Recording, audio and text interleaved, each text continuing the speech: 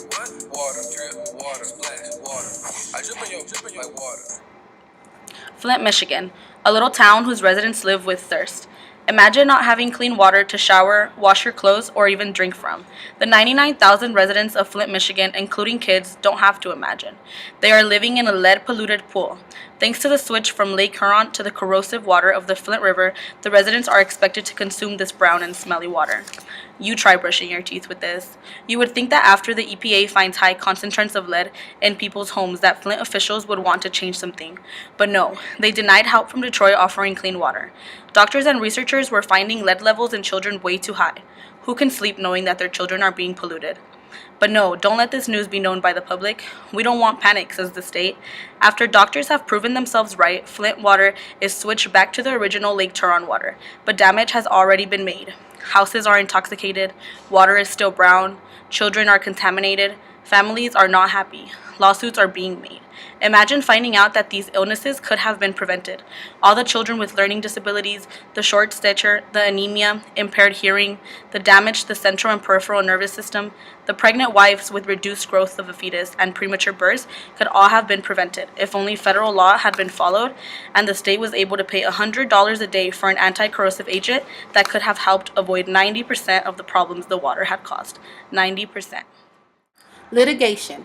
A major class action lawsuit from Flint residents over how the state handled changes in the city's water was dismissed by a federal judge.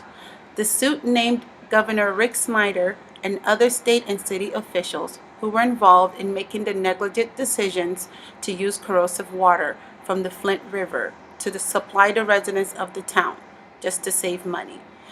The water caused high levels of lead to appear in the municipal water supply, and the plaintiff, which include tens of thousands of Flint residents affected by this water crisis, are seeking compensation, which include medical, educational, nutritional, for the exposure to this toxic water.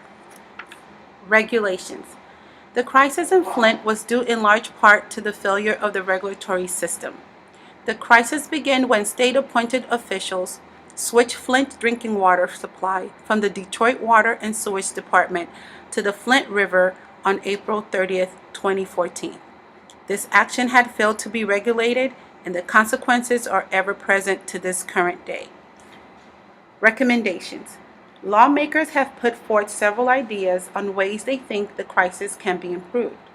Some of them include increasing criminal penalties for the misconduct by public officials, and re-establishing the Childhood Lead Poisoning Prevention and Control Commission.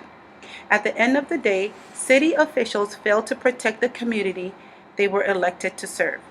The residents of Flint now have to deal with the dangers of the poisonous water and also worry about protecting their children from these damages.